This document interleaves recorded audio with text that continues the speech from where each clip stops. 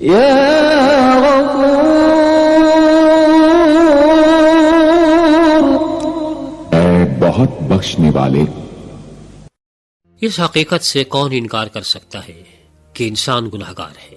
یہ ممکن ہے کہ کچھ لوگ کچھ حضرات کو اس سے مستثنا قرار دے دیں، لیکن عام طور پر تو ہر آدمی اس بات کا اعتراف کرتا ہے کہ میں گناہگار ہوں، توبہ استغفار کرتا ہے، معافی کا طلبگار ہوتا ہے کہ پروردگار مجھ سے بہت سی خطائیں ہو گئیں، وہ خطائیں جن کے بارے میں آپ ہی بہتر جانتے ہیں، مجھے تو خود بھی یاد نہیں کہ میں نے کیا کیا غلطی کی، میں نے کیا کیا حماقتیں کی، مجھ سے کیا کیا گناہ سرزد ہوئے، آپ معاف فرما دیجئے۔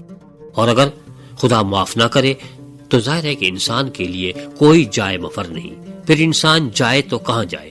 انسان خطا کا پتلا ہے اور وہ معافی کا طلبگار ہے۔ وہ جو حافظ نے کہا ہے کہ مستحق کرامت گناہگار آنند، کہ جو لوگ گناہگار ہیں انہی کو تو چاہیے ہوتا ہے کہ آپ ان کے ساتھ کوئی عفو درگزر کا سلوک برتاؤ کریں۔ تو انسان گناہگار ہونے کی حیثیت سے معافی کا طلبگار ہوتا ہے۔ معاف کرنے والی صرف ایک ہی ذات ہے جو ذات پروردگار ہے، اس کے علاوہ کوئی معاف کر ہی نہیں سکتا۔ ہم معاف بعض دفعہ کر دیتے ہیں کسی کو تو لیکن ہم بھولتے نہیں ہیں، ہمیں پھر بھی یاد رہتا ہے کہ ہاں ہم نے فلاں کو یہ بات معاف کی تھی، اس نے ہمارے ساتھ یہ کیا تھا، لیکن ہم بھول نہیں پاتے۔ ذات پروردگار اس چیز کو بالکل اپنی ذات سے محو کر دیتی ہے اور معاف کر دیتی ہے۔ یہی عقیدہ اس زمانے کے یہودیوں کا بھی تھا، کیونکہ کہا یہی گیا تھا کہ سوائے خدا کے اور کوئی گناہ معاف نہیں کر سکتا۔ اور ایک موقع پر جب سیدنا مسیح نے ایک آدمی سے یہ کہا کہ جاؤ تمہارے گناہ معاف ہوئے، تو یہودیوں نے کہا یہ کون ہوتا ہے ایسے دعوے کرنے والا؟ سوائے خدا کے اور کوئی گناہ معاف نہیں کر سکتا۔ اور یہ حقیقت ہے کہ ان کی تھیالوجی صحیح تھی، ان کی دینیات صحیح تھی، ان کی الہیات صحیح تھی کہ خدا کے علاوہ کوئی گناہ معاف نہیں کر سکتا، لیکن وہ یہ نہ پہچانے کہ جو ان سے کہہ رہا ہے وہ ایک عام انسان نہیں۔ اگر عام انسان یہ دعویٰ کرے تو واقعی واجب القتل ہے کہ خدائی کے دعوے کرتا ہے، لیکن آپ نے دعویٰ کیا اور اس کے بعد آپ نے کہا کہ اچھا تمہیں اس پر اعتراض ہے تو ٹھیک ہے، میں اس آدمی سے کہتا ہوں چلو بھائی بستر اٹھاؤ اور چلتے پھرتے ہو، تو اس نے اپنی وہ جو بستر تھا وہ لپیٹا اور اٹھ کے چل دیا، تاکہ معلوم ہو کہ آپ کو شفا دینے کا بھی اختیار حاصل ہے، آپ جو کچھ کہہ دیتے ہیں وہ ہو جاتا ہے۔ یہودیوں کا اعتراض اپنی جگہ پر تھا کہ خدا کے علاوہ کوئی گناہ معاف کر ہی نہیں سکتا، آپ یہ خدائی کا دعویٰ کر رہے ہیں، اور انہوں نے یہ بات صحیح طور پر پہچان لی تھی کہ آپ واقعی خدا ہونے کا دعویٰ کر رہے تھے، کیونکہ آپ یہ کہہ رہے تھے کہ میرے علاوہ اور کوئی گناہ معاف نہیں کر سکتا۔ آپ نے گناہ معاف کر دیے، لیکن اس کے فوراً بعد چونکہ لوگوں کو پھر بھی اعتراض باقی تھا تو آپ نے یہ کہا کہ میں یہ ایسا کر کیوں رہا ہوں؟ کیا یہ کفر ہے؟ کیا یہ خدائی اختیارات اپنے ہاتھ میں لینا ہے؟ آپ نے کہا کہ ابن آدم کو زمین پر گناہ معاف کرنے کا اختیار ہے۔ اختیار کے لیے جو یونانی لفظ اکسوسیہ استعمال کیا گیا ہے، یہ وہ اقتدار ہوتا ہے جو کہ ایک بادشاہ کے پاس ہوتا ہے، جو اس کو جو مل جاتا ہے اس کو کوئی چیلنج نہیں کر سکتا، کہ یہ ان چیلنجبل رائٹ ہے میرا، کہ یہ میرے پاس وہ حق ہے جس کو کوئی آپ اس کے لیے کوئی تحدی پیش نہیں کر سکتے، کوئی چیلنج پیش نہیں کر سکتے۔ آپ نے کہا کہ مجھے یہ حق حاصل ہے کہ میں دنیا کے اور لوگوں کے گناہ معاف کر دوں۔ اب یہ وہ ایسا دعویٰ تھا کہ جس پہ ان لوگوں کا بدکنا بالکل جائز تھا کہ صاحب یہ کیسے ہو سکتا ہے کہ ایک آدمی ہے جس کو ہم دیکھ رہے ہیں کہ ہماری طرح سے ہے، اس کے 2 ہاتھ ہیں اور 2 کان ہیں، ہماری طرح سے بولتا ہے، اور وہ یہ کہے کہ مجھے یہ اختیار حاصل ہے کہ میں جس کے چاہے گناہ معاف کر دوں اور جس کے چاہے گناہ معاف نہ کروں؟ یہ کیسے ہو سکتا ہے؟ تو آپ نے عملی طور پر اس کا مظاہرہ کر کے بتا دیا اور کہا کہ تم یہی کہتے ہو نا کہ لوگ اس لیے بیمار ہو جاتے ہیں کیونکہ انہوں نے کوئی غلطی کی ہوتی ہے، کوئی گناہ کیا ہوتا ہے جس کی سزا پروردگار دے رہے ہوتے ہیں، تو اگر میں وہ سزا معاف کر دوں تو اس کا مطلب یہ ہے کہ وہ اس کا گناہ میں نے معاف کر دیا، کیونکہ جب سزا نہیں دی جا رہی تو میں نے اس کو معصوم ٹھہرا دیا۔ تو آپ نے اس طرح سے اپنے یہ ثابت کیا کہ مجھے معاف کرنے کا حق حاصل ہے، کہ میں عفو ہوں، میں غفور ہوں، میں غفار ہوں، میں معافی دینے والا ہوں۔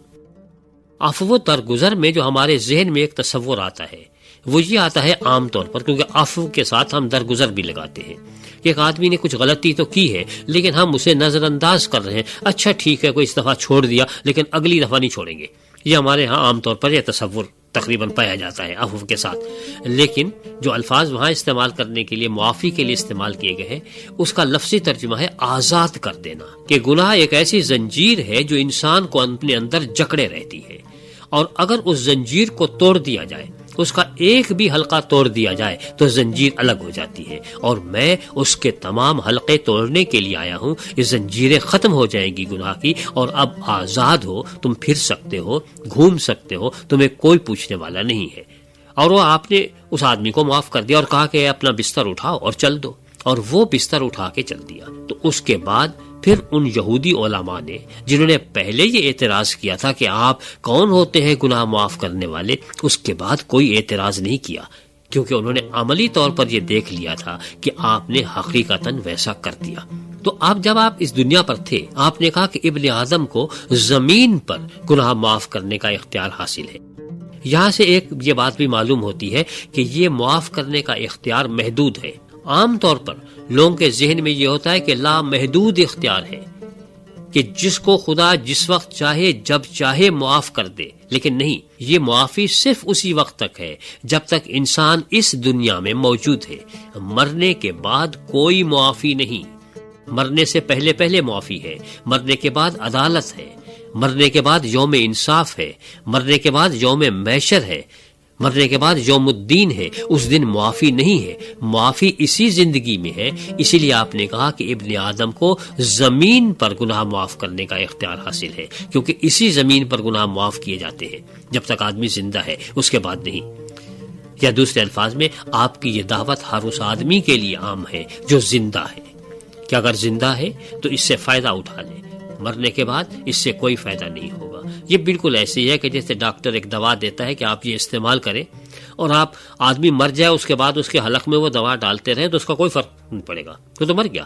تو زندگی ہی میں اس سے فائدہ حاصل ہو سکتا ہے۔ تو جب تک زندہ ہے، اس پروردگار کے سامنے، اس صاحب عفو کے سامنے، اس غفور الرحیم کے سامنے، اس غفار کے سامنے، اس مغفرت کرنے والے کے پاس چلے جائیں اور کہیں کہ مولا مجھ سے غلطی ہوئی، مجھ سے خطا ہوئی، آپ مجھے معاف فرما دیجئے۔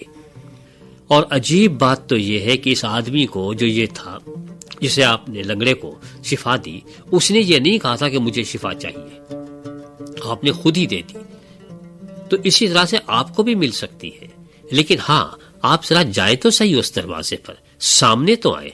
اس دروازے پر جو بھی گیا وہ ہمیشہ مغفرت لے کر آیا، وہاں سے یہی کچھ ملتا ہے، معافی، استغفار، مغفرت، توبہ کہ صاحب آپ آئیے اور مغفرت کراتے چلے جائیے، یہ گناہ کی زنجیریں توڑتے چلے جائیے اور آزاد ہوتے چلے جائیے، کیونکہ آزاد کرنے کے لیے آپ اس دنیا میں آئے ہیں، قید کرنے کے لیے نہیں۔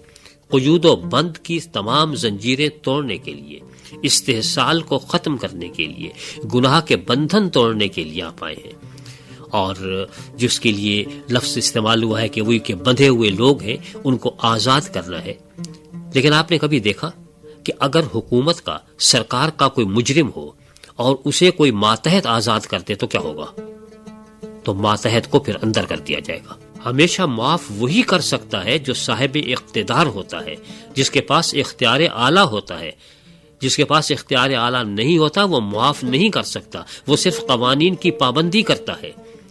اور چونکہ آپ معاف کرنے والے ہیں تو آپ کے پاس اقتدار اعلیٰ ہے، آپ صاحب اقتدار ہیں، آپ وہ سب سے بڑی ہستی ہیں جو سب کچھ کر سکتے ہیں، لیکن قاعدے قانون کے تحت۔ اور قاعدہ یہی ہے کہ جب تک اس زمین پر ہو معافی ہے، اور جب اس زمین سے باہر چلے گئے تو معافی نہیں۔ مرنے کے بعد نہیں، مرنے سے پہلے سب کے لیے دروازے کھلے ہیں۔ توبہ کا کوئی دروازے بند نہیں ہوتے یہاں پر، ہر زندہ انسان کے لیے توبہ کے دروازے کھلے ہیں۔ آپ بھی اس دروازے سے فائدہ اٹھا سکتے ہیں۔ اگر آپ اس در پر آ گئے تو در در بھٹکنے سے بچ جائیں گے۔